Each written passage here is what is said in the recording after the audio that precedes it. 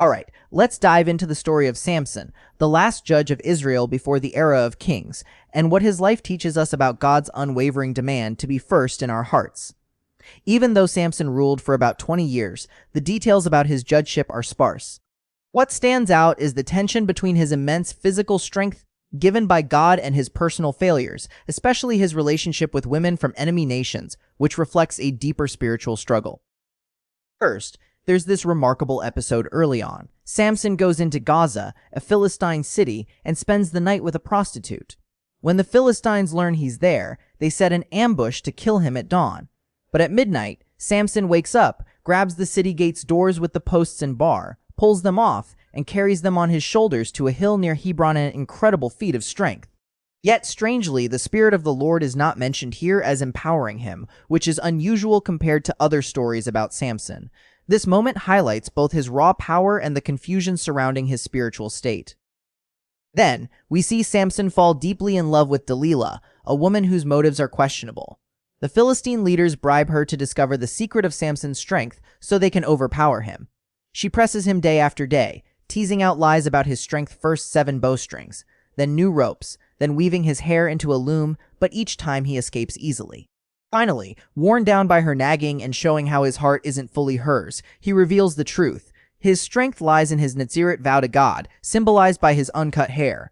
Once she shaved him while he slept, his strength left, and he was captured and blinded by the Philistines. What's striking here is how Samson's personal failings mirror Israel's spiritual decline.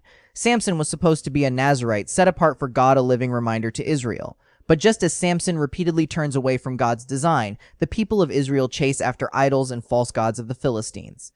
Adultery and idolatry in the Bible often go hand in hand, showing how despite God's faithfulness, Israel keeps abandoning him for rivals. Samson's story is a vivid illustration. God will have no rivals, not among his people and certainly not among false deities. Even in his lowest moment, grinding grain in prison, Samson's hair begins to grow back. This small detail reminds us God is not done with him. Then, during a great Philistine celebration to their god Dagon, they bring out Samson to mock him.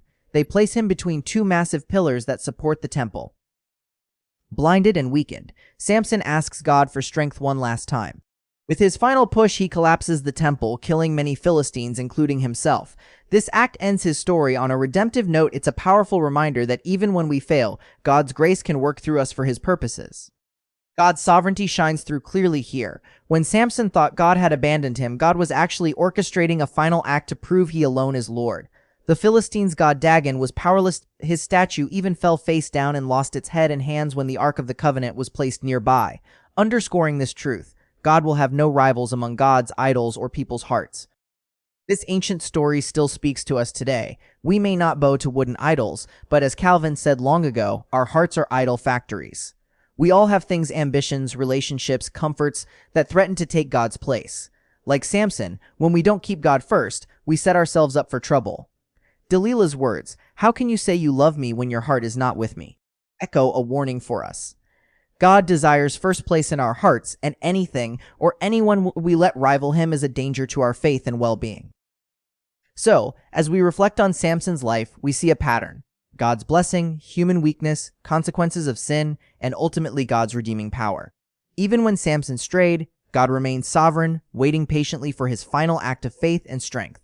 Let his story encourage us to examine our own hearts, ask God to reveal any idols we hold, and commit to putting him first.